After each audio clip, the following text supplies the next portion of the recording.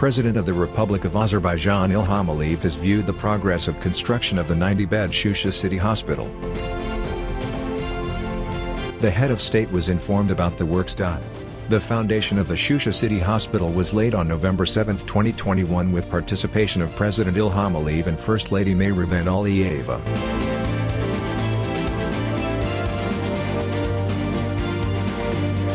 Construction of the hospital building occupying the territory of 3.7 hectares began this January. The hospital consists of 6 buildings including 4 4-story and 2 1-story ones. The basement will be utilized as an inpatient medical service and shelter, and, if needed, as a military hospital.